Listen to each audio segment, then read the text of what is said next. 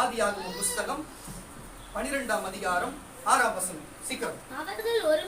அவர்கள் ஒருமித்து கூடி இருக்க அந்த பூமி அவர்களை தாங்க கூடாது இருந்தது. அவர்களுடைய ஆஸ்தி மீதியா இருந்தபடியால் அவர்கள் ஒருமித்து வாசம் பண்ண ஏதும் இல்லாமல் போயிடுச்சு. ஏன் கர்த்தர் இந்த வார்த்தையை கொடுத்து பேசுங்க? நல்லா கவனித்து கேளுங்க. வாசம் நான் சொல்லுகிறது முகர்ந்து பார்க்கிற வாசத்தை சொல்ல, வாசம் பண்ணுகிறது, தங்கி இருக்கிறது. நல்லா கேட்டுங்க. வாசம் என்பது பழைய தமிழா இருக்கிறது, தங்கி இருக்கிறது, ஒரு வீட்டுக்கு குடி போகிறது, ஒரு இடத்துக்கு போகிறது, ஒரு இடத்துலயே எப்பொழுதுமே இருக்கிறது என்ற ஒரு காரணம் தான் வாசம் பண்ணுகிறது என்று சொல்லி. நல்லா கேளுங்க. தேராகிவின் மகனாகிய ஆபிராமை தேவன், நீ எனக்கு தேர்ந்தெடுத்த என் சந்ததி, உன்னை வைத்து நான் சந்ததிகளை உருவாக்குவேன், நீ என் மகன் என்று சொல்லி ஆபிராமை அழைத்து வந்து அவரை ஆபிரகாம் என்று மாற்றி அவருக்கு ஒரு சந்ததியும் அவர் பின்னால இருக்கிற அவரை ஆசீர்வதித்து அந்த மொத்த ஜனங்களையும் அவரை கொண்டு ஆசீர்வதிக்கும்படியாகவே ஆபிரகாமை தேவனாகி கர்த்தர் தெரிந்து கொண்டார். எதுக்காக? நல்லா கேளுங்க. உங்களுக்கு எல்லாம் தெரியும். ஆதாம் ஏவாள் காலத்துல ஆதாம் ஏவாள் செய்த தவறு நிமித்தம் அதுக்கப்புறம் வந்த சந்ததியை அழித்தாரு. நோவாவை ஏற்பட்ட நோவாவுக்கு பின்னால் உள்ள சந்ததிகளை அவர் அழிக்க மாட்டேன்னு வாக்கு உரைத்ததால என்ன செய்யறாரு தெரியுமா? அதுல ஒரே ஒரு அவருக்கு விருப்பமான ஒருவனை மட்டும் தேர்ந்தெடுத்து அவனுடைய சந்ததியை உருவாக்க வேண்டும் என்று சொல்லி யாரும் அழிக்க மாட்டேன்னு சொன்னதுனால அது முன்னாடி எல்லாரையும் தப்பு பண்ண அழிச்சுட்டு இருந்தாரு. ஆனா அந்த நாள் கொஞ்சம் எதனால இதை சொல்லுகிறேன்னா, அவர்களை அழிக்காத தேவன் வைத்திருந்தாரா? ஏன் தெரியுமா? போகட்டும் விட்டு என்று சொல்லி, போகட்டும் விட்டு விடு என்று சொல்லி சொன்னார் பார்த்தீங்களா? அவங்கதான் நம்ம தப்பாங்க.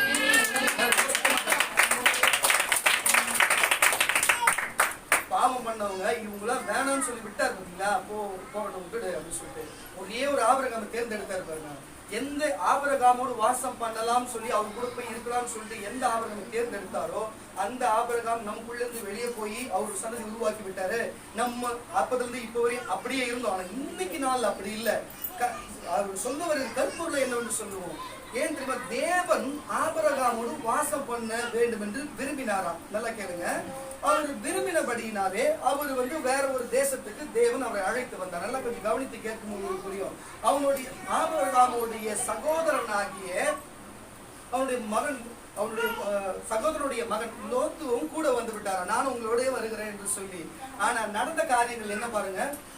எந்த ஆபிரகாமை தேவன் ஆசீர்வதித்து கிருபையாகவும் பலனோடு எப்படி வைத்து இருந்தாரோ அவரை சார்ந்து இருக்கிறவர்களையும் அப்படியே வைத்து. நம்ம சேர்ல உட்காந்துக்கிட்டா எதுக்கு இதை நான் சொல்லுகிறேன்? அவர்களையும் ஆசீர்வதித்தார். கரங்கத்தை கேளுங்க சொல்லுங்க. அப்ப தேவன் ஒரு சபையோ அல்லது ஒரு தீர்க்கதரிசியோ ஒரு அப்போஸ்தலனையும் ஒரு ஊழியக்காரனையும் தேவன் தேர்ந்தெடுப்பார் வேணுமெனில் அவரை சார்ந்து இருக்கிறவர்களுக்கும் ஆசீர்வாதம் வருமா வராதா?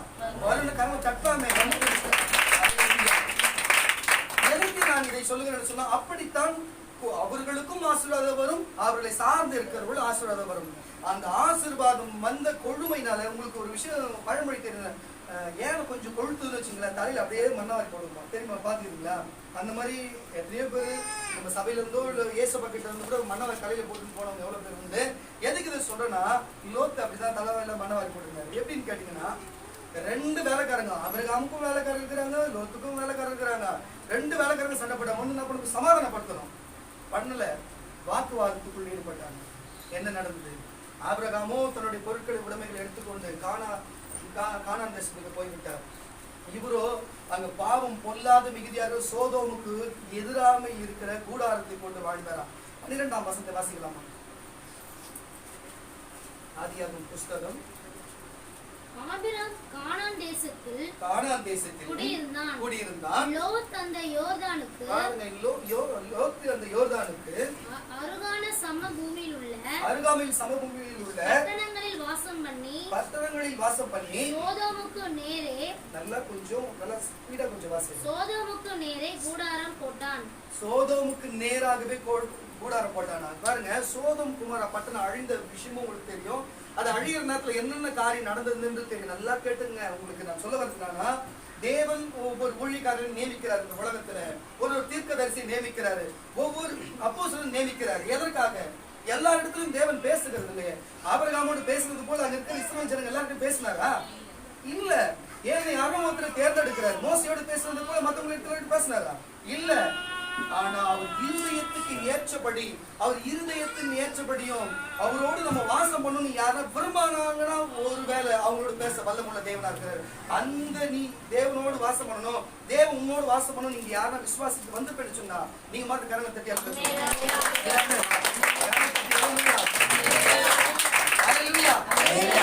ஏன் இதை சொல்லுகிறேன் சொன்னா, தேவன் முதலாவது ஆபிரகாம் போய் தேவன் தேர்ந்தெடுக்கிறார். தேவன் தான் ஆபிரகாமை தேர்ந்தெடுத்து அவர் கூட வாசம் பண்ணலாம், தங்கி இருக்கலாம் என்று விரும்பி வந்தாராம். நல்லா கேளுங்க. லோத்து ஆபிரகாமோடு வாசம் பண்ணலாம்னு வந்தாரு. அந்த இடத்துல நல்லதா இருந்தது. ஆனா அவர் கொடுமையின் மிகுதினால அங்க தாங்கக்கூடாத போய் பிரிந்து போனார்களாம். அல்லேலூயா. தேவன் சிலரை தேர்ந்தெடுக்கிறார், சிலர் அவரோடு இணைத்து வைக்கிறார். சகோதர சகோதரிகளே, யாத்திராகமம் புஸ்தகம் 100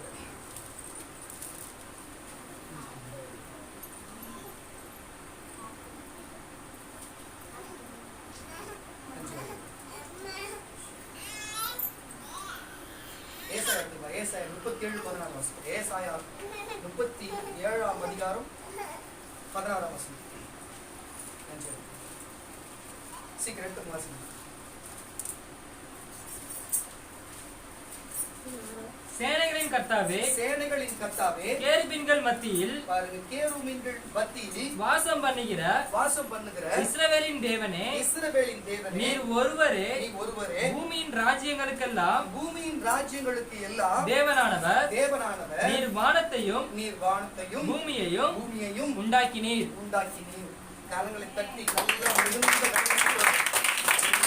சகோதர சகோதரியே, நீ நினைக்கிற மாதிரி ஆபிரகாம் தெய்வம் அப்படி தேர்ந்தெடுத்துட்டு அப்படியே நேரடியா ஆபிரகாமோடு இருக்கிறார் என்று சொன்னா எவ்வளவு ஒரு காரியம். நீங்க நான் கேட்ட உடனே உங்களோட வாசம் பண்ணணும், நீங்களும் தேவனோட வாசம் பண்ணணும்னு சொல்லி எல்லாருக்கும் விருப்பம் தான். எல்லாருக்கும் தேவனோடு பேச வேண்டும், எல்லாரும் தேவனோடு இருக்க வேண்டும், எல்லாருக்கும் விருப்பம் தான். இல்லை என்று சொல்லவில்லை. அது நான் அந்த எல்லாருக்கும் தேவனுடைய என்னன்னா எல்லாருமே அவர் கூட சேர்ந்து இருக்கணும்னு சொல்லியும் நம்ம எல்லாமே தேவனோட சேர்ந்து இருக்கணும்னு சொல்லி 2 பேருக்கான சிந்தனை தான். ஆனா அதுல சில காரணங்கள்லாம் இருக்கிறது. அந்த காரணங்களை நம்ம பார்க்க வேண்டாம். நான் சொல்லுகிறேன், நீங்க நினைக்கிறது போல சராசரியா தேவன் ஒன்றும் அப்படியே மனுஷனோட வாழ முடியாது. உங்களை பார்த்து நான் கேட்கிறேன் சகோதர சகோதரிய, நீங்க தாயாரா இருக்கிறீங்கன்னு வச்சுங்களேன். உங்களுக்கு ஒரு வயதுக்கு வந்த ஒரு பொண்ணு இருக்குன்னு வச்சுங்க. அந்த பொண்ணுக்கு நீங்க இந்த மாதிரி ஹவுசிங் போர்டு ஒரு வீடு வச்சிருக்கீங்க. நீங்க அதே மாதிரி வீடு வச்சிருக்கிற பையனுக்கு கட்டி கொடுப்பீங்களா, இல்ல அதை விட வீடே இல்லாதவங்க கட்டி கொடுத்தா? யாரும் தப்பா எடுத்துக்கூடாது. நான் உங்க காரணத்துக்கு பதில் சொல்லுகிறேன். இல்ல இதை விட கொஞ்சம் 2 பெட்ரூம் வச்ச மாதிரி நல்ல வீடா இருக்கிறவங்களுக்கு கட்டி கொடுப்பீங்களா மாப்பிள்ளைக்கு? நல்ல இருதயத்தை கை வச்சு உண்மையை பேசுறோம். கடவுள் பார்த்துனாங்கிற காரியம் நியாயமா சொல்லுங்க. யாரும் கேட்கட்டா இல்ல நீங்களே சொல்றீங்களா? உண்மைதான். இது கரண்ட் கட்டி நானும் இது இயல்பான காரியம். நான் இல்லைன்னே சொல்ல. இதுதான் உண்மை. இதுதான் உண்மையும் கூட. எதுக்கு இதை நான் உங்களுக்கு சொல்லுகிறேன்னு சொன்னா, அப்போ நம்ம வாசம் பண்ண, நம்ம வாழ, நம்ம போய் தங்க, நம்ம குழந்தை நம்ம வீட்டுல கஷ்டப்படுது, ஆனா நம்ம குழந்தை போய் அங்க போய் கஷ்டப்படாது சொல்லிட்டு மேன்மையான கொஞ்சம் எதிர்பார்க்கறோங்க. இதுதானே இப்போ நம்ம இப்ப இருக்கிற நிலைமையில இருக்கிறோம். இப்படியே இருக்கணும் நம்ம நினைப்போமா? நம்ம சாதாரண வாழ்க்கைக்கு சொல்றேன். நான் உங்களை பார்த்து கேட்கிறேன் சகோதர சகோதரிய, உங்களுக்கு வெளியில காம்பவுண்ட் போட்டு, யாரோட தொந்தரவு இல்லாத ஒரு காம்பவுண்ட் போட்டு, ஒரு 2 பெட்ரூம் வச்ச மாதிரி, ஒரு மாடி வச்ச மாதிரி, எல்லா வசதி வீட்டுக்குள்ள வச்சு ஒரு வீட்டுக்கு போக நம்ம நினைப்போமா? இல்ல இதே மாதிரி விட்டுருங்க. இன்னும் ஓலை வீடு ரொம்ப கஷ்டம். ஜனங்க நடக்க கூட இடம் இல்லை, ஒரே வெட்டு புட்டு சண்டை, வெளியில வந்தாலே சண்டை, பிரச்சனையா இருக்குது. அப்படிப்பட்ட இருக்கிற இடத்துல நம்ம இருப்போமா? கரெக்டா சொல்லணும். இப்பயும் உங்க இருந்தது கை வச்சுக்கணும். சூப்பர். கரங்க தட்டி எல்லாம் சொல்லுங்க.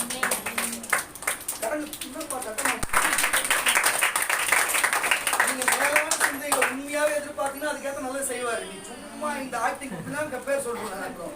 எதுக்கு நான் சொல்றேன்னா, எப்பயுமே ஒரு வாசம் பண்ண, ஒரு தங்கி இருக்க, நம்ம பிள்ளைகள் போய் தங்க, நம்ம போய் தங்க, நம்ம வந்து மேலானதை எதிர்பார்ப்போமா இல்லையா? கட்டாயம் எதிர்பார்ப்போம்ல சகோதர சகோதரியே.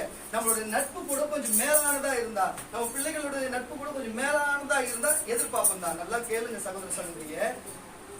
ஏசாயா 37:16 வாசிப்போம். சேனைகளின் கர்த்தாவே, சேனைகளின் கர்த்தாவே, கேருபீன்கள் மத்தியில் வாசம் பண்ணுகிற இஸ்ரவேலின் தேவனே, இஸ்ரவேலின் தேவனே, நீர் ஒருவரே பூமியின் ராஜ்யங்களுக்கெல்லாம் தேவனானவர். நீர் வானத்தையும் பூமியையும் உண்டாக்கினீர். அவர் வானத்தையும் பூமியும் உண்டாக்கின தேவன், சும்மா கிடையாது. அவரு சும்மா தேவர்கள் போல 10 தேவர்கள் ஒரு தேவர் கிடையாது. வானத்தையும் பூமியும் உண்டாக்கின தேவன். அவர் கேருபீன்களும் சேராபீன்களும் தேவ தூதர்களின் மத்தியிலும் அவர் சீயோன் பர்வதத்திலும் பரலோகத்திலுமாய் அவர் அநேக பரலோகங்களே என்று சொல்றாங்க. நிறைய பரலோகம் இருக்குது போல, வானங்களே என்று சொல்றாங்க. வானங்கள் நிறைய இருக்குன்னு நினைக்கிறேன். எதுக்கு இதை சொல்றேன்னா, அவர் அங்க வாசம் பண்ணுகிற தேவன். வாசம் பண்ணுகிற தேவன், அங்க வாசம் பண்ணுகிற தேவன். இயேசுவை பொறுத்தவரை நான் சொல்லுகிறேன், அவர் வந்து பிதாவின் வலது பக்கத்துல வீட்டிருக்கிறார். இப்போ அவர் அதுக்கு முன்னாடி பிதாவுக்கு செல்ல பிள்ளையா இருந்தாராம். நான் கேட்கிறேன், பிதா குமார் பரிசுத்தாவி 3 பேருமே ஒண்ணுதான். 3 பேருமே மொத்தமான ஒரே தெய்வம் தான். அதுல மாற்றுக்கருத்துல எதுவுமே இல்லை. நான் ஏன் சொல்லுகிறேன்னு சொன்னா, எதனால இதை குறித்து நான் பேசுகிறேன்னு சொன்னா, கேட்டுக்கொண்டு இருக்கிற சகோதரியே, அவர் யாரா இருந்தாலுமே நமக்கு மேலான ஒண்ணுதான் எதிர்பார்க்கணும்னு சொல்றாரு. உங்களுக்கு புரியுது இல்ல? இப்ப புரியுமா உங்களுக்கு? நம்ம பிள்ளைகள் வாழணும்னாலும் நம்ம மேலானது எதிர்பார்க்கிறோம். நம்ம அப்பா அம்மா அப்படி எதிர்பார்க்கறாங்க. நம்ம குழந்தைங்களுக்கு கட்டி கொடுக்கணும் அப்படி எதிர்பார்க்கிறோம். எதுவுமே நம்மளை சார்ந்த விட மேலானதை தான் நம்ம எதிர்பார்ப்போம். ஆனா ஏன் இயேசு தான் பிதா கூடவே இருக்கலாமே? இல்லைன்னா வேற என்ன கிரகத்துல வேற எங்கன்னா கூட எதனா வேற உலகம் இருக்கலாம். அது எனக்கு தெரியல. எனக்கு இந்த இந்தியா இந்த உலகத்தை பத்தி கொஞ்சம் தெரியும். ஒன்னும் அந்த அளவுக்கு போல. எதுக்கு நான் இதை சொல்றேன்னா, அவர் மேலானதை எதிர்பார்க்கலாம்ல. சாதா தேவ தூதர்களிலும் சற்று சிறியவனா இருக்கிற மனுஷன், அதுவும் பூமியில இருக்கிற மனுஷன், இவர் வானத்துல இருக்கிறாரு. இவர் ஏன் இறங்கி வந்து மனுஷனோட வாசம் பண்ணணும்னு நினைக்கிறாரு? இன்னொரு விஷயம் நான் சொல்றது, காக்கைக்கு தன் குஞ்சு பொன் குஞ்சு அவங்க தெரியல. இது கூட தட்டுங்க கொஞ்சம் பேச பாருங்க. காக்கைக்கு தன் குஞ்சு பொன் குஞ்சுவாங்க. எதனா ஆள் பிடிக்கவோ காக்காவை பிடிச்சி யாரும் வளர்க்க மாட்டாங்க பெரும்பாலும். அப்படி சும்மாவே அந்த கூண்டு பக்கத்துல அப்படி போனவே சர் டக்குன்னு தலையில ஒரு தட்டு பாத்துக்கிறீங்களா? புறா கூட கொஞ்சம் அழகா இருக்கும். ஆனா புறா கூட பார்த்தாரு. உங்களுக்கு புரியுதா? உங்களுக்கு காக்கைக்கு தன் குஞ்சு பொன் குஞ்சா. அதே மாதிரி எங்க அப்பா அப்படிதான் இருக்குது பாத்தீங்களா? அந்த மாதிரி கருப்பா இருப்பாரு. என் தம்பி கருப்பா இருப்பான். எங்க அப்பா என்னோட என் தம்பி ரொம்ப சின்ன பையன்றதுனால என் தம்பி குஞ்சுவார். எதுக்கு நான் இதை சொல்றேன்னா, காக்கைக்கு தன் குஞ்சு பொன் குஞ்சு தான். புரியுதுங்களா?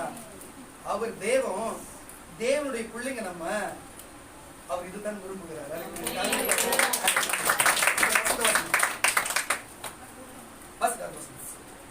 சேனைகளின் கர்த்தாவே, கேருபீன்கள் மத்தியில் வாசம் பண்ணுகிற இஸ்ரவேலின் தேவனே, நீர் ஒருவரே பூமியின் ராஜ்யங்களுக்கெல்லாம் தேவனானவர்.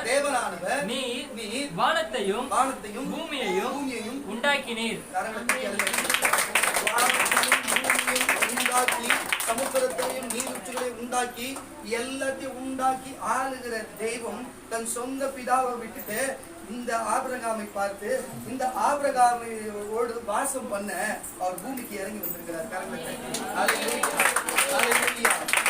யாத்திராகமம் புஸ்தகம் 29ஆம் அதிகாரம் 45ஆம் வசனம். யாத்திராகமம் புஸ்தகம் 29ஆம் அதிகாரம் 45ஆம் வசனம்.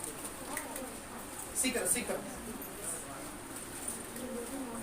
இஸ்ரவேல் புத்திரரின் நடுவே நான் வாசம் பண்ணி அவர்களுக்கு தேவனாய் இருப்பேன். பாருங்க, யாருக்கு இருக்கிறாரு? இஸ்ரவேலின் புத்திரரின் நடுவே நான் வாசம் பண்ணி அவர்களுக்கு தேவனாய் இருப்பேன். நான் அவர்களுக்கு தேவனாய் இருப்பேன். காரங்களை தட்டி எல்லாரும் விட்டார். நீங்க உங்க வழியா போங்கடா அப்பான்னு. அழிக்கல, சாவடிக்கல யாருமே. அவர் நினைச்சுதான் ஒரு தெய்வம். அவரு செய்யறதுக்கு மீறி நம்ம ஒண்ணும் பண்ண முடியாது. சாவம்னா செத்துதான் ஆகணும். தப்பா எடுத்துக்காதீங்க. அவர் அழிக்க மாட்டேன்னு சொல்லி அவர் வாக்கு கொடுத்தாலும் யாரையும் அழிக்கல. ஒரே ஒரு மனுஷன் தேர்ந்தெடுத்து அவனோடே அவர் வாசம் பண்ண போனாரா. அவன் மாத்திரமல்ல, அந்த இஸ்ரவேல் ஜனங்களோடும் அவர் நடுவுல நான் வாசம் செய்வேன் என்று சொல்லுகிறார். அல்லேலூயா. உண்மையாவே சொல்லுகிறேன், இஸ்ரவேலின் தேவன் அவர், இஸ்ரவேலின் ராஜா அவர், அவரே எபிரேய தேவன் அவர். அல்லேலூயா. அவர் பேசுற தமிழ் மொழி தேவன் அல்ல, எபிரேய தேவன். கரம் தட்டுனதுன்னா நம்ம தமிழ் மொழி பேசுறோம், அவர் எபிரேய தேவன். நம்ம இந்தியாவில் இருக்கிறோம், அவர் இஸ்ரவேலின் தேவன். உங்களுக்கு புரியல போல தெரியுது. இஸ்ரவேலின் தேவனுக்கு அல்லேலூயா. எபிரேய தேவனுக்கு அல்லேலூயா. அல்லேலூயா. கரங்களை தட்டி அல்லேலூயா. அந்த இஸ்ரவேல், அதனால தேவன் எப்பவுமே இஸ்ரவேல் மேல ஒரு கண்ணு. இஸ்ரவேலை ஆசீர்வதிப்பதே கர்த்தருக்கு பிரியமா. இஸ்ரவேலை ஆசீர்வதி தூங்குறதுல உறங்குறதுமே இல்லையா. அவர்களுடைய வாசம் பண்ண வேண்டும் என்று சொல்லி அவர் இறங்கி வந்தாரா. மறுபடியும் வாசம். இஸ்ரவேலின் புத்திரரின் நடுவே, இஸ்ரவேலின் புத்திரரின் நடுவே நான் வாசம் பண்ணி அவர்களுக்கு தேவனாய் இருப்பேன். நான் அவர்களுக்கு தேவனாய் இருப்பேன். இஸ்ரவேலர்கள் எகிப்திலிருந்து அடிமைத்தனையா வந்திருக்கும் போது கூட அவர்களோடு வாசம் பண்ணி அவர்களுக்காக அவர்களோடு இருக்க வேண்டும் என்று சொல்லி அவர் பாருங்க, ஒரு தேவாலயத்தை ஜனங்கள் கட்ட முன் வந்தாங்களாம். எப்படின்னா, ஒரு ஆசாரிப்பு கூடாரத்தோ ஒரு மோசையை வைத்து ஆசாரிப்பு கூடாரம் வைக்கணும்.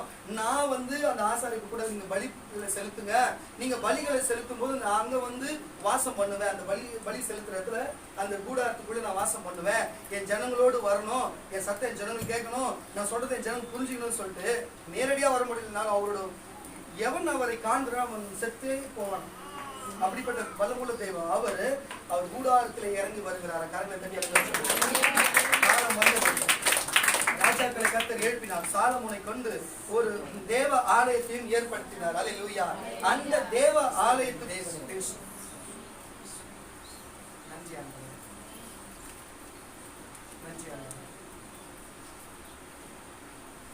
ஒன்னு தீமோத்தேயுவின் புஸ்தகம் 6ஆம் அதிகாரம் 16ஆம் வசனம். 1 தீமோத்தேயுவின் புஸ்தகம் 6ஆம் அதிகாரம் 16ஆம் வசனம். ஒருவராய் சாவாமை உள்ளவரும் சேரக்கூடாத ஒளியில் வாசம் பண்ணுகிறவரும் மனுஷரில் ஒருவரும் கண்டிராதவரும் காணக்கூடாதவருமாய் இருக்கிறவர் அவருக்கே கனமும் நித்திய வல்லமை உண்டாயிருப்பதாக.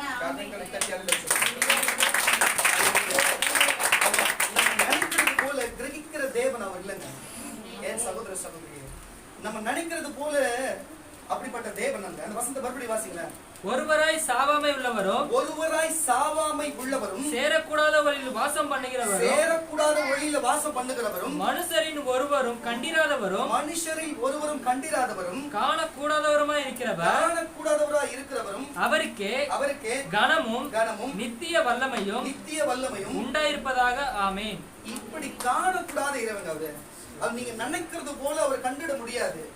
இப்படிப்பட்ட தெய்வம் ஏன் இஸ்ரவேலர்களோட வாசம் செய்ய வந்தாரு? ஏன் அவர் மோசை கூட இருக்கிறன்னு சொல்லி வந்தாரு? ஏன் அவர் ஒரு ஆலயத்துக்குள்ள நான் பலிப்பிடுங்க, நான் அங்க வாசம் பண்றேன்னு சொல்றாரு? காணக்கூடாத இறைவனா? நல்லா கேளுங்க. இப்படிப்பட்ட இறைவன் எப்படி இந்த மனுஷங்களை கிட்ட வரணும்னு அவர் என்னதான் அவருக்கும் ஜனங்களுக்கும் என்னதான் ஒரு காரியம் அவர் எதிர்பார்க்கிறாரு? வசந்த மறுபடியும் வாசிங்க. ஒருவராய் சாவாமை உள்ளவரும் அவருக்கு சாவாமை உள்ளவரும் சேரக்கூடாத வழியில் வாசம் பண்ணுகிறவரும் எந்த வழியிலுமே சேரக்கூடாத வழியில் வாசம் பண்ணுகிறவரும் மனுஷரில் ஒருவரும் கண்டிராதவரும் காணக்கூடாதவருமாய் இருக்கிறவர் அவருக்கு கனமும் நித்திய வல்லமையும். போதுப்பா. ஏன் இதை பேசிக் கொண்டிருக்கிற சகோதர சகோதரியே, அந்த இஸ்ரவேலின் தேவன் தான், அந்த இஸ்ரவேலை ஆசீர்வதிக்கிறவர் தான், அந்த இஸ்ரவேலின் மீட்பர் தான், அந்த இஸ்ரவேலின் மகத்துவம் உள்ள தெய்வம் தான். ஏன் இதை உங்களுக்கு நான் சொல்லுகிறேன் தெரியுமா? என்னுடைய வாழ்க்கையில நடந்த ஒரு சின்ன ஒரு சம்பவத்தை உங்களுக்கு சொல்லிவிட்டு நான் சொல்லுகிறேன். நான் ஒரு 2009 இல்ல 2010 நினைக்கிறேன், சரியா? ஞானஸ்நானம் எடுத்ததுக்கு அப்புறம் தான் எனக்கு சில சொப்பனங்கள்லாம் வரும், சில தரிசனம் ஆரம்ப காலத்துல எனக்கு வரும். நல்லது கவனிங்க கொஞ்சம். அப்போ நான் சில ஆளுங்களுக்கு அவங்க நடக்கிறதுலாம் சில காரியெல்லாம் சொல்லினே இருப்பேன். பாம்பு வீட்டுக்கு எதுனா பாம்பு வரப்போதா, சின்ன பிரச்சனை வரப்போதா, சின்ன சண்டை வரப்போதா, எதனா ஒரு அடிப்படை போதா, எதனா ஒன்று சின்ன காரியங்களாம் சொல்லினே இருப்பேன். இந்த மாதிரி ஏசப்பா சொல்றாரு சொல்லி அந்த ஆளுங்களை பார்த்து நான் சொல்லுவேன். இது எங்க ஆண்டவர் சாட்சி. எதுக்கு இதை நான் சொல்றேன்? இந்த மாதிரி சொல்லினே இருக்கும்போது அப்போ ஏதோ ஒரு வாக்குவாதம் வரும்போது கேட்கறாங்க. அந்த நேரத்தில் இப்போ ஜெயலலிதா இப்போ ஆட்சியில் இருக்கிறாங்க பாருங்க. இதுக்கு முன்னாடி 10 வருஷத்துக்கு முன்னாடி இருந்தாங்க பாருங்க. அப்ப என்ன கேட்டாங்க, யாரு இப்போ ஆட்சிக்கு வரப்போகுதுன்னு சொல்லி. முதல் தீர்க்க தரிசனம், அரசியலை குறித்து முதல் தீர்க்க தரிசனமே அவங்க தான் ஆட்சிக்கு வருவாங்கன்னு சொல்லி ஏசப்பா எனக்கு சொன்னேன். ஆனா அந்த காலகட்டத்துல திமுக தான் ஆட்சிக்கு வர மாதிரி எல்லாருக்கும் தெரிஞ்சது. நினைச்சே பார்க்கல இவங்க வருவாங்கன்னு சொல்லி. கர்த்தர் சொன்னபடி சில காரணத்தை அதே போல முதல் இயற்கை குறித்த முதல் தீர்க்க தரிசனம் வந்து நம்ம கோவளம் பீச்சில் பார்த்தீங்கன்னா, கோவளத்து குப்பத்தில் இருக்கிறவங்களாம் எங்கள் ஃப்ரெண்டுங்க இருக்கிறாங்க. அப்போ சொல்கிறாரு, கடல் வந்து மேலே ஏறி வரும்போது வீட்டுக்குள்ளே வர மாதிரி எனக்கு ஏசப்பா காட்டுறாரு. என்னன்னு தெரியல, கொஞ்சம் எச்சரிக்கையாக இருக்குன்னு சொல்லி 2 நாள் கூட அவளுக்கு தண்ணி வீட்டுக்குள்ளே வந்துச்சுன்னு சொல்லிட்டு வீட்டுலேருந்து எல்லாம் வெளியில் வந்துட்டு 10 வருஷம் ஆகி போச்சு நடந்து. அவன் ஃப்ரெண்டு வந்து சொல்கிறாங்க, எப்படா இது இப்படி நடக்கும் அப்படின்னு சொல்லி. எதுக்கு இது சொல்கிறேன்னா, அந்த இஸ்ரவேலின் தேவன் தான். அந்த கேருபீன்கள் மத்தியிலும் சேராபீன்கள் மத்தியிலும் 24 குத்து விளக்கின் ஒளியிலும் சேரக்கூடாத ஒளியிலும் வாசம் செய்கிற அந்த தேவம் தான் நம்மளோட வாசம் பண்ண. அவர்கள் இஸ்ரவேலர்கள் வாசம் பண்ண வேண்டாம் அவருக்கு விருப்பம். இஸ்ரவேலர்கள் தான் போனாரு. இஸ்ரவேலர்கள் ஏற்றுக்கொள்ளவில்லை அவரை. அல்லேலூயா. இன்றைக்கு அவர் நீ அவரோடு வாசம் பண்ண விரும்புகிறார். நீ அவரோடு வாசம் பண்ண வேணும்னு அவர் விரும்புறாரு. உனக்கு அவர் வாசம் பண்ணணுமா? கரங்களை தட்டி அல்ல யாருக்கு வாசம் பண்ண சொல்லிக்கிறேன். நம்பவே இல்லையோ தெரியல. அப்ப எனக்கு ஒரு 18 வயசு இருக்கும். முதல்ல நான் வீட்டுல ஜபம் பண்ணி இருக்கிறேன். ஜபம் பண்ணினே இருக்கிறேன். ஏசப்பா உள்ள வந்துட்டாரு. ஆண்டவர் சாட்சி. ஏசப்பா உள்ள இறங்கி வந்தோம். எனக்கு கொஞ்ச நேரம் எனக்கு ஒண்ணுமே புரியல. நானும் எங்க இருக்கிறேன்னு எனக்கே தெரியல. ஆனா இருக்கிறது மட்டும் எனக்கு புரியுது. ஆனா தொட்டு பாக்குறேன், தடவை பாக்குறேன், ஒண்ணுமே எனக்கு அந்த நேரத்துல எங்க இருக்கிறேன்னு எனக்கே தெரியல. இறங்கி அப்படியே தேடின வீட்டுக்கு விட்டு வெளில வந்துட்டு. சின்ன வீடு தான். எங்க அம்மா என்னடா தேடுறாங்க. இல்லம்மா ஏசப்பா இப்ப வந்தாருங்க. எங்க அம்மா பையனுக்கு பைத்தியம் பிடிச்சி போகிறது. பைபிள் படிச்சு இதெல்லாம் ஆயிட்டு. எங்க அம்மா ஒரு மாதிரி பாக்குறாங்க என்ன. இல்லம்மா ஏசப்பா இங்கதாம்மா இருந்தாரு, இங்கதாம்மா இருக்கிறாருன்றேன். அப்புறம் எங்க அம்மா போயிட்டாங்க. திருப்பி அந்த மகிமை இருக்குது. நான் சொல்றேன் சகோதரி, நீங்க எப்படி எடுத்துப்பீங்கன்னு தெரியல. நான் என்ன செஞ்சுட்டேன் அவருக்கு. எனக்கு நான் அவருக்கு என்ன செஞ்சேனே தெரியல. இன்னும் அவர் என்கிட்ட என்னதான் பார்த்துட்டாருன்னு தெரியல. எனக்கு ஒண்ணுமே புரியல. எங்க கூட எவ்வளோ பேர் எனக்கு என்னை விட நல்லா படிக்க தெரிஞ்சவங்க, இயேசுவை பத்தி நல்லா தெரிஞ்சவங்களோட இன்னமும் இருக்கிறாங்க. ஏன் என்ன ஒரு என்ன எதுக்கு தேடி வந்தாருன்னு எனக்கு ஒண்ணுமே புரியல. நான் படிப்பு 4வது தான் படிச்சிருக்கேன். படிப்பறிவே கிடையாது. எனக்கு அதிகபட்சமா எனக்கு படிப்பே தெரியாது. இதுதான் விஷயமே. இப்போ படிக்கணும் கத்தோட ஞானம் வச்சுங்க. எதுக்கு இதை நான் சொல்றேன்னா, அப்படிப்பட்ட ஒரு ஆள் எதுக்கு அவர் தேடி வரணும்? இது சத்தியம். ஆண்டவர் இதுக்கு சாட்சி. ஏன்னு சொல்றேன்னா, எனக்கு என் வாழ்க்கையில தெரிஞ்சதை சொல்றேன். முதல்ல நம்ம யாருன்னு நம்ம தெரிஞ்சுக்கணும். நம்ம ஆபிரகாமை தான் தேர்ந்தெடுத்தாரு. நம்ம சந்ததியை தேர்ந்தெடுக்கல. ஆபிரகாமோட தான் ஒரு வாசம் பண்ண போனாரு. ஏன் இப்ப நம்ம கூட வாசம் பண்ண வந்திருக்கிறாரு? அவங்க சொந்த ஜனம். அவங்க ரத்தத்துல தான் அவர் பிறந்தாரு. அவர் ரத்த சொந்தம். உங்களுக்கு புரியுதா? அவங்களோட சந்ததி அவரு. ஆனா அவரோட தெய்வம் உனக்கு எனக்கு தேவனாங்கிற கர்மத்தை வாசம் பண்ண விரும்புறாரு. இங்க இருக்கிற ஜனங்களோடு வாசம் பண்ண விரும்புறாரு. சகோதரியே, நான் சொல்லுகிறேன், தேவனை தரிசிக்காத ஒருத்தனுக்கு சொல்றேன். எனக்கு சும்மா இங்க நான் அதை பார்த்து இதை பார்த்துன்னு சொல்றேன். நான் எப்பவும் ஏற்றுக்க மாட்டேன். பெரும்பாலும் தேவனை தரிசிக்காத ஒருத்தனும் தீர்க்கதரிசனம் சொல்ல முடியாது. அது அப்போஸ்தலனா இருந்தாலும் சரி. எனக்கு அப்ப அதெல்லாம் தெரியாது. அதுக்கப்புறம் தான் எனக்கு புரிஞ்சது தேவன் வந்திருக்கிறாரு. அப்படி அவர் வந்துட்டு போனதால்தான் எனக்கு இப்படிப்பட்ட ஒரு சம்பவம் நடந்தது. அவர் மனுஷனோடு வாசம் பண்ணுகிற தெய்வம். நான் ₹1 பிரயோஜனம் கிடையாது. என்கிட்ட ஒன்றும் அந்த அளவுக்கு வசதி கிடையாது. எனக்கு ஒன்றும் அந்த அளவுக்கு படிப்பு கிடையாது. எந்த அளவுக்கும் ஒண்ணுமே தெரியாத விஷயமே. எனக்கு யாரா சொன்னா நம்பிடுவோம். அப்படிப்படாத எனக்கு ஒரு விஷயமே தெரியாது. ஆனாலும் என்னோடு வாசம் பண்ண என்னதான் அவர் பார்த்தாருன்னு தெரியல. சகோதரி நீங்க வந்துருக்க விசுவாசத்தோட போறீங்க. நீங்க வந்துருக்கிறவங்கள எல்லாம் எல்லா விஷயம் தெரிஞ்சவங்கள கண்டிப்பா எல்லாமே உங்களுக்கு தெரிஞ்சிருக்கும். உங்களோட வாசம் பண்ணுகிற தேவன்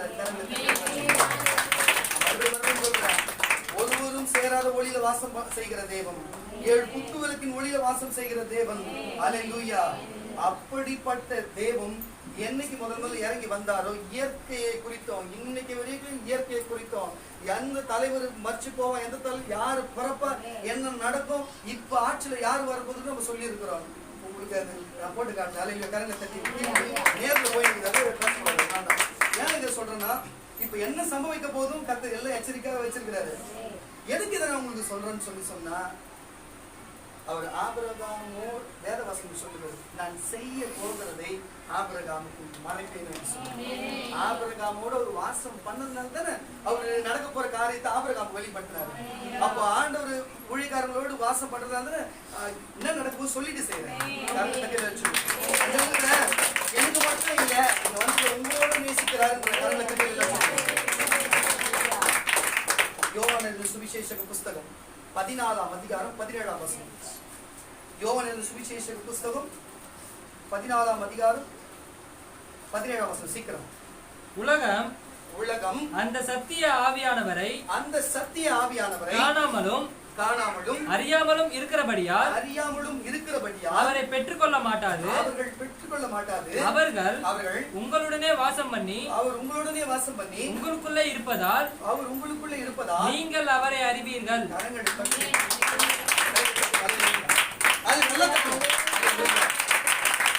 எந்த ஆபிரகாமோடு இருந்த தெய்வம், எந்த மோசையோடு உலாவின தெய்வம், எந்த பரலோகத்தின் தெய்வம், காணக்கூடாத இறைவன் யார்? அவரு அவங்களோட இருந்தேன்னு சொல்லி சொன்னார் பாருங்க. அவரு பரிசுத்த ஆவியின் மூலியமா நீங்க யார் உண்மையா பரிசுத்தாவை பெற்றுக்கொண்டு பெற்றுக்கொண்டவரும் இருக்கிறீங்க, பரிசுத்த ஆவியோட அனுபவம் இல்லாதவங்களும் இருக்கிறீங்க.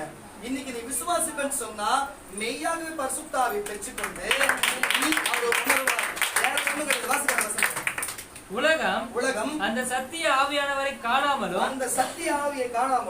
அறியாமலும் இருக்கிறபடியால் அவரை பெற்றுக்கொள்ள மாட்டாது.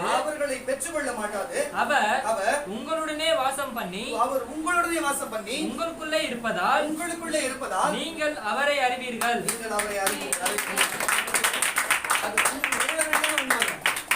வாழ்க்கையில் அனுபவிச்சிருக்கிறேன். எப்படின்னு கேட்டீங்கன்னா, எல்லாம் சொல்லுவாங்க, கூட இடையில கூட தெரியும். நாங்க இப்ப எங்க ஊருக்கு போயிருந்தோம். அப்போ ஜவம் பாஸ்டர்ஸ் எல்லாம் இருக்கிறாங்க. ஒரு மீட்டிங் மாதிரி பேசும்போது சொல்றாங்க, அப்போ வந்து ஜவம் பண்ணும்போது அவன் என்னதான் பண்றான் அப்படி கேட்கறதுக்கு தோணும்பா, அவன் ஏதோ பேசுவான்பா அப்படின்னு சொல்லி நான் நினைச்சுக்கிறேன். அட பாவி, நான் 10 வருஷம் முன்னாடி இந்த சபையில ஜவம் பண்ண இன்னும் ஞாபகம் வச்சுக்கிறாங்கன்னு சொல்லிட்டு.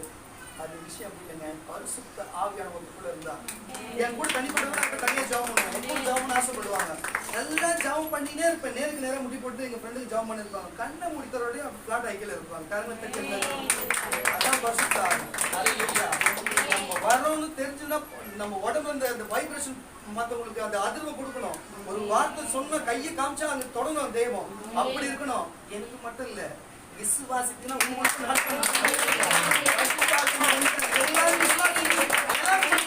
நான் வந்து என் சொந்த அனுபவங்களை கர்த்தர் எனக்கு செய்ததை உனக்கு சொல்றேன். வேதத்தின்படி ஆபிரகாமோடு மோசையோடு சில வேளர்களோடு எல்லாரோடு இருந்தார். இவர்தான் இவரு என்னோட இருக்கிறாரு, இவரு உன்னோட இருப்பாருன்னு சொல்றாரு.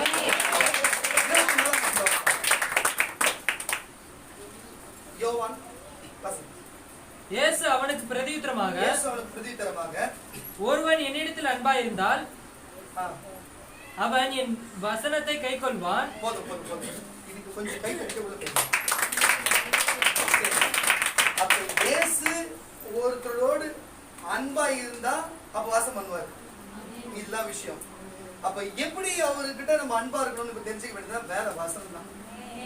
நீங்க கேட்கலாம், ஏன்பா உனக்கு பைபிளே படிக்க தெரியல, வசனம் தெரியாது, எப்படி உங்கள்கிட்ட அன்பா இருந்தாரு சொல்லி. சத்தியமா கர்த்தர் சாட்சி இருக்கு. இந்த புதிய ஏற்பாடு பைபிள் இருக்கு பார்த்தீங்களா, அதுல ஒரு கோடு ஒன்று போட்டுக்கலாம். பைபிள் ஒரு கோடு, நடுவில் கோடு போட்டுருக்கீங்களா. இந்த கோடுக்கும் அந்த கோடுக்கும் என்னன்னு தெரியாது. இந்தியன்ஸ் படிப்பேன், அந்த கோடு கணாண்டி எப்படி படிப்பேன். ஆண்டவர் சாட்சிங்க, சத்தியமா கடவுள் சாட்சிங்க. இதாங்க உண்மை. நேச்சுரலா என்ன படிக்கிறது. கோடு நடுவில் இருந்து ஒரு இப்படி ஆரம்பிச்சு அப்படியே முடிச்சு திருப்பி அந்த கோடுக்கு அண்ணாண்டு இப்படி படிக்கணும். நான் இப்படி படிப்பேன். எந்த அளவுக்கு படிச்சிருப்பேன் பாருங்க. இதான் உண்மையே. ஆனா இந்த வசனம் கூட எனக்கு அப்ப தெரியாது. ஒருத்தர் அன்பா இருந்தா ஒரு வசனத்தின்படி நடக்க கடவுள். அல்லேலூயா. படிக்க தெரியும் உங்களுக்கு. இன்னும் உங்களுக்கு அது ஈஸியா பண்ற அவர்தான் நான் சொல்றது. எனக்கு படிக்க தெரியல, இல்லாத இருந்தாதான் வருவாரு, இருந்தா வர மாட்டாரு. அப்படிலாம் கிடையாது. அவர் சிலர் தேர்ந்தெடுப்பாரு, சிலர் தேர்ந்தெடுக்க நம்மளும் ஒப்பு கொடுக்கணும். அல்லேலூயா. அப்படி தொடர்ந்து வாசிக்கலாம். வசந்த வாசி 17 இருந்து 24 வரை அப்படி தொடர்ந்து வாசிய. 17 இருந்து அப்படியே 24 வரை அவசரம். உலகம் உலகம் அந்த சத்திய ஆவியை காணாமலும் நல்லா கவனிங்க, சத்திய ஆவியை காணாமலும் அறியாமலும் இருக்கிறபடியால் அவரை பெற்றுக்கொள்ள மாட்டாது. அவர்களை பெற்றுக்கொள்ள மாட்டாது. அவர் உங்களுடனே வாசம் பண்ணி உங்களுக்குள்ள இருப்பதால் நீங்கள் அவரை அறிவீர்கள். நான் உங்களை திக்கற்றவர்களாக விடேன். உங்களிடத்தில் வருவேன். இன்னும் கொஞ்ச காலத்திலே உலகம் என்னை காணாது. நீங்களோ என்னை காண்பீர்கள். நான் பிழைக்கிறபடியினால் நீங்களும் பிழைப்பீர்கள். நான் என் பிதாவிலும் நீங்கள் என்னிலும் நான் உங்களிலும் இருக்கிறதை அந்நாளில் நீங்கள் அறிவீர்கள். என் கற்பனைகளை பெற்றுக்கொண்டு அவைகளை கை கொள்கிறவன் என்னிடத்தில் அன்பாயிருக்கிறான். என்னிடத்தில் அன்பாயிருக்கிறவன் என் பிதாவுக்கு அன்பாயிருக்கிறான். நானும் அவனிடத்தில் அன்பாயிருந்து அவனுக்கு என்னை வெளிப்படுத்துவேன் என்றார். இஸ்காரியோத் அல்லாத யூதா என்பவன் அவரை நோக்கி,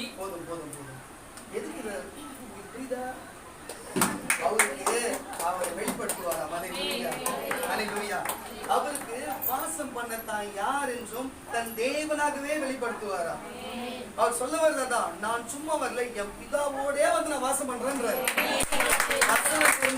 வசனத்துல உண்மையா இருந்தா அவர் சந்தோஷப்பட்டு ஒண்ணு கிடையாது. தப்பா இருக்கிறது.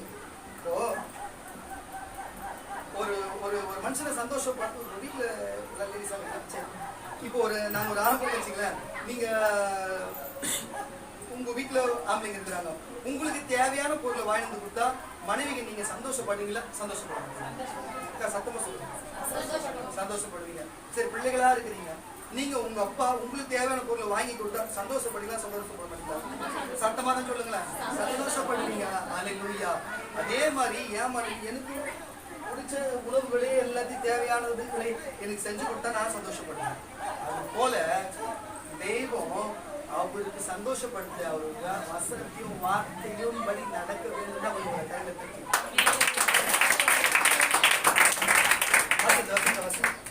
இஸ்காரியோத் அல்லாத 24 வசனம்.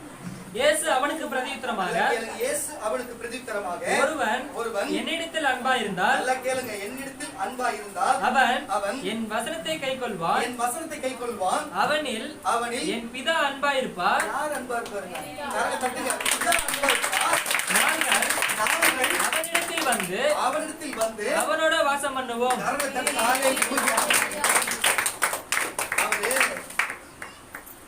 அவர் சொல்ல வருதுன்னா, ஆலயங்களில் அவர் இல்லையா? அவர் ஆலயங்கள்ல இல்லைங்க. யாரு நம்ம சாலமோன் ராஜா கட்டின ஆலயத்துல இல்ல, ஆலயத்துல கிடையாது, கூடாரத்துல இல்ல. பலி செலுத்தும் போது அப்பொழுது இறங்கி வருவார். இப்ப நம்ம ஆரம்ப பண்ணும்போது இறங்கி வந்தாரு பாருங்க, அது மாதிரி இறங்கி வந்துட்டு போயிடுவாரு.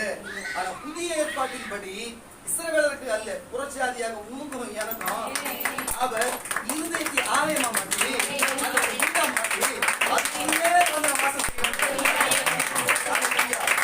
தேடி போகல, நம்ம தேடி வந்திருக்கின்றார்.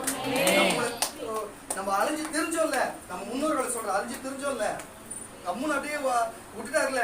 இன்னைக்கு அவர் விட்டாருன்றதுனால அவர் என்ன திரும்ப பண்ணாரு? அவரே இறங்கி தேடியே வந்தாரு. அதான் பாருங்க, காக்கைக்கு கண் குஞ்சுங்க என்னதான் இருந்தாலும் அவர் பெத்த பிள்ளைங்க தான் நம்மளும். நம்ம முன்னோர்கள் தவறு செய்த வெளில வந்துட்டோம், அவ்வளவுதானே தவிர மறுபடியும் அவரே தேடி வந்தார். அவரே தேடி வந்து அவரு மாத்திரம் இல்லை, எந்த காணக்கூடாத இறைவன், எந்த யாரை கண்டா மறிச்சு போயிடுவாங்க அந்த பிதாவையே இட்டு வருவன்ற ஒரு மறுபடியும் வாசி. இயேசு அவனுக்கு பிரதியுத்தரமாக, ஒருவன், வேற யாரும் இல்ல, பிரதியுத்தரமா உங்களுக்கு இந்த வார்த்தை நான் சொல்றேன். இயேசு சொல்றாரு, கேளுங்க. ஒருவன் என்னில் அன்பாயிருந்தால் அவன் என் வசனத்தை கைக்கொள்வான். அவனில் என் பிதா அன்பாயிருப்பார். நாங்கள் அவனிடத்தில் வந்து அவனோட வாசம் பண்ணுவோம். தேவனோடு நண்பனாவோ தேவன் ஒருவனோடு ஃப்ரெண்டாவோ இருந்தா நடக்க போற காரியம் உலகம் அவரு உண்டாக்குறது, இயற்கை அவருது, எல்லாமே அவரு தான், ஜனங்கள் அவரு தான். ஒரு ஜனங்களுக்கு என்ன நடக்க போதும் தேவன் சொல்லுவார், சொல்ல முடியல சொல்லுவார்ல. இயற்கையில் என்ன நடக்கும் தெரியுமா தெரியாது? தெரியும், எல்லாருக்கும் தெரியும். ஏன்னு கேட்டீங்கன்னா உலகத்தை உண்டாக்குனவர் நம்ம கூட இருக்கிறாரு. ஆனா எனக்கு வந்து இல்ல, எங்க சகோதரனாகிய மோசைக்கு இல்ல, எங்க தகப்பனாகிய எங்க ஊழியக்காருக்கு இல்ல, உங்களுக்கும் சேர்த்துதான். ஹல்லேலூயா. யோவான் சுவிசேஷம் புஸ்தகம் 1ஆம் அதிகாரம் 14ஆம் வசனம். அப்படி உள்டா யோவான் சுவிசேஷ புஸ்தகம் 1ஆம் அதிகாரம் 14ஆம் வசனம். அந்த வார்த்தை மாம்சமாகி, நல்ல ஒழுங்கா வாசி. அந்த வார்த்தை மாம்சமாகி கிருபையினாலும் சத்தியத்தினாலும் நிறைந்தவராய் நமக்குள்ளே வாசம் பண்ணினார். யாரு மாம்சமாய் வந்தது? எந்த இஸ்ரவேலர்களோடு ஆவியில எங்க கூடாரத்துல இறங்கி வந்த தெய்வம் மாம்சமாகி, மாம்சம் மனுஷன் சதையோடு இல்ல, அப்படிதான் இயேசு மாம்சமாகி அவருடைய மகிமையை கண்டோம். அது பிதாவுக்கு ஒரே பேரானவருடைய மகிமைக்கு ஏற்ற மகிமையாகவே இருந்தது.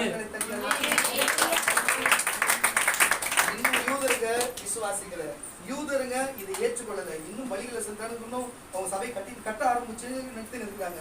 எதுக்கு நான் சொல்றேன்னா, அது எல்லா டைப்பையும் அவர் மாத்திட்டு பிதாவும் கூட சேர்த்துனே வந்துட்டாரு. பாருங்க, ஃபர்ஸ்ட் பையன் பிதா அனுப்பும்போது பையனை பாக்குறாரு.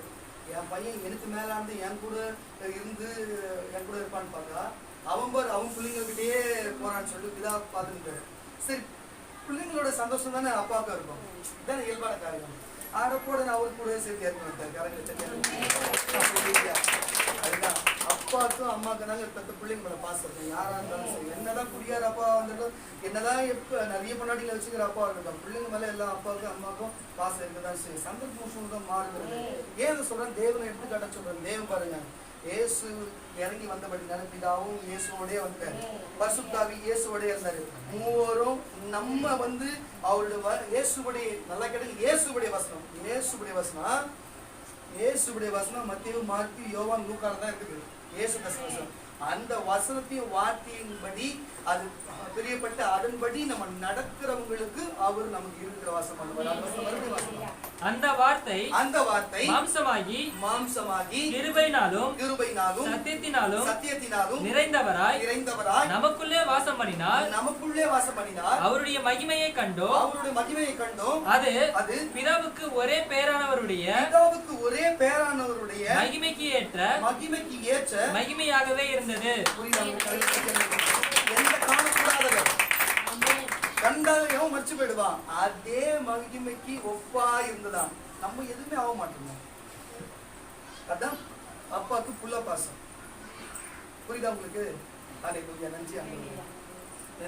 2 கொரிந்தியர் 6ஆம் அதிகாரம் 16ஆம் வசனம். 2 கொரிந்தியர் 6ஆம் அதிகாரம் 16ஆம் வசனம். கடைசி வசனம். சீக்கிரம் வாசிங்க. தேவனுடைய ஆலயத்துக்கும் விக்கிரங்களுக்கும் சம்பந்தம் ஏது? நான் அவர்களுக்குள்ளே வாசம் பண்ணி. கேளுங்க சகோதரியே, இது கொஞ்சம் முக்கியமானது. யாரும் தவற எடுக்கக்கூடாது. மற்ற சமூகத்தை சார்ந்தவங்களா இருக்கலாம், இல்ல கிறிஸ்துவத்துல வேற பிரிவு சார்ந்தவங்களா இருக்கலாம். சில பேர் வந்து கிறிஸ்துவத்துல வேற பிரிவு சார்ந்து பெண் தெய்வத்தை வழிபடுவாங்க. யார் என்ன தவற எடுக்கக்கூடாது, கொஞ்சம் நல்லா கவனிங்க. உண்மையாவே இயேசுக்கு வந்து பெண்களுக்கு பிடிக்கும் இல்லைன்னு. ஏன்பா அப்படி பிடிக்கும்னா, பெண்ணை வச்சு நிறைய பேர் ஊழியம் செய்யாது, ஆணை வச்சே ஊழியம் செஞ்சிருக்கிறாரு நினைக்கலாம். பெண் பலவீனமானவங்க, அவங்க பலவீனமானவங்க எது சொன்னாலும் நம்புவாங்க. அவங்க இயற்கையாவே அவங்க கடவுளோட படைப்பிலேயே அவங்க பலவீனவங்க தான். நம்ம அப்பா இருக்கிற வச்சுக்கோங்க, நம்ம குழந்தை வந்து ஒரு 5 மணிக்கு வர குழந்தை ஒரு 5:30 மணி ஆகி போச்சு. பொண்ணுக்கு வீட்டுக்கு வரல, 5:30 மணி ஆச்சு. அப்பா என்ன நினைப்பாரு? ஐயோ, என் குழந்தை காணுமே, ரோட்ல பொறிக்கு பஸ் நினைப்பாரு. நினைப்பாரு. யாரும் இருந்தாலுமே நான் 2 பொண்ணு பத்தி வச்சுக்கிறேன், கண்டிப்பா நினைப்போம். ஏன்னா அவங்களுக்கு தெரியும் ஆம்பளைங்க என்னென்ன செய்வாங்க, குழந்தைங்க கிண்டல் பண்ணுவாங்க. எதுக்கு நான் சொல்றேன்னா, அப்பாவுக்கு பிள்ளை மேல பொண்ணுங்க மேல பாசமா இருக்கும். அந்த பாசத்தின் மிகுதியாதான் அவர் ஒரு தாயின் கருவில ஒரு பெண்ணை தேர்ந்தது. தாயின் கருவில பிள்ளையா பிறந்தாரு.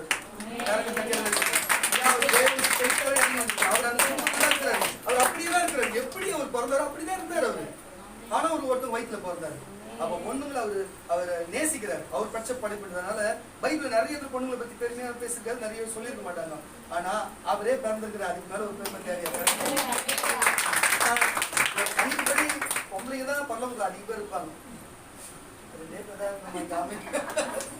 எதுக்கு இதை நான் சொல்றேன்னா, பரலோகத்துல ஆணும் இல்லை பெண்ணும் இல்லை, ஆணும் இல்லை பெண்ணும் இல்லை, எல்லாம் சம உரிமை ஒரே மாதிரி தான் இருக்கும். அன்பேற்ற தாழ்வுலாம் கிடையாது. தேவனுடைய ஆலயத்துக்கும் விக்கிரகங்களுக்கும் அப்போ இப்ப பாருங்க, தேவனுடைய ஆலயத்துக்கும் விக்கிரகங்களுக்கும் சம்பந்தமே இருக்கு. நீ தேவனுடைய ஆலயம்னா உங்களை மாத்திட்டாரு அவரு. நீங்க தான் தேவனுடைய ஆலயம். தேவன் உங்களுக்குள்ளதான் வாசம் பண்ணுவேன். நான் சர்ச்சில் இல்ல, கோயில்ல இல்லைன்றாரு. கோயிலே இல்ல, சர்ச்சிலேயே இல்ல. நான் போது ஒரு பொம்மையில மட்டும் நான் எப்படி இருப்பேன்? பாயிண்ட் புரியுதா உங்களுக்கு? அவர் உன்னோடே வந்து வாசம் பண்ணுவார், உன்னோடே வந்து வாசம் பண்ணுவாரா? உங்களுக்கு இனி அந்த மாதிரி ஒரு நம்பிக்கை போட்டோ வச்சு வழிபடுறோம் இல்ல. இதை பார்த்து கொண்டு இருக்கிறவங்களுக்கு நான் சொல்றேன், போட்டோ வழிபாடு, உருவ வழிபாடு இப்படி பண்றவங்களுக்கு தேவசேஷ் செய்யாதீங்க. நீ ஆலயமா இருக்கிற, அவரு உங்க இருதயத்துல வாசம் பண்றாரு, தேவன் உங்களுக்குள்ள இருக்கிறாரு. முடிஞ்சா உங்க இருதயத்தையே பெருக்கி வச்ச மாதிரி கிளீன் பண்ணி மாப் போட்ட மாதிரி சுத்தமா வச்சுக்கோ. வாசம் பண்ணுவார், நடக்க போற காரியத்தை வெளிப்படுத்துவாரு, வெளிப்பாடுகளை சொல்லுவாரு. இதுதான் கடைசியா சொல்லுது. வாசிக்க தேவனுடைய ஆலயத்துக்கும் விக்கிரகங்களுக்கும் சம்பந்தம் ஏது? நான் அவர்களுக்குள்ளே வாசம் பண்ணி அவர்களுக்குள்ளே உலாவி அவர்கள் தேவனாய் இருப்பேன், அவர்கள் என் ஜனங்களாய் இருப்பார்கள். நான் இஸ்ரவேலின் தேவம், எபிரேய தேவம், இஸ்ரவேலின் ராஜா, இஸ்ரவேலை ஆசீர்வதிக்க அவர் கர்த்தருக்கு பிரியம். அவர் ஆபிரகாமும் அவங்களோடு தான் வாசம் பண்ணாரு, அவங்களோட தெய்வம் அப்படின்னு சொல்லி வந்தேன். இப்ப கடைசியா என்ன சொல்ற பாத்தீங்களா? உங்களோட நான் வாசம் பண்ணேன். எந்த வாசத்தை எந்த நேரத்துல அவங்களுக்கு சொன்னதை அப்படியே மாத்தி உங்களுக்கு கொடுக்குறாரு, ஏன் கொடுக்குறாரு? அப்போ அவர் இஸ்ரவேலின் தேவனா இல்ல உலகத்தின் தேவனா, இந்தியாவின் தேவனா? எது எப்படி? எனக்கு தெய்வம் பாவ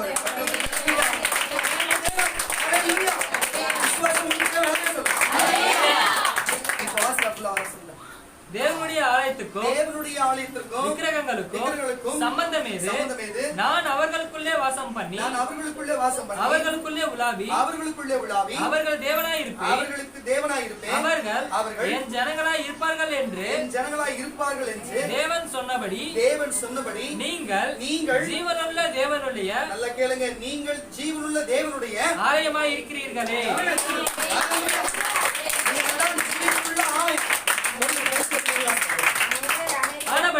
ஆனபடியினால் நீங்கள் அவர்கள் நடுவில் இருந்து புறப்பட்டு பிரிந்து போய் அசுத்தமானவைகளை தொடாதிருங்கள் என்று கர்த்தர் சொல்லுகிறார். அப்பொழுது நான் உங்களை ஏற்றுக்கொண்டு உங்களுக்கு பிதாவாய் இருப்பேன், நீங்கள் எனக்கு குமாரரும் குமாரத்திகளுமாய் இருப்பீர்கள் என்று கர்த்தர் சொல்லுகிறார்.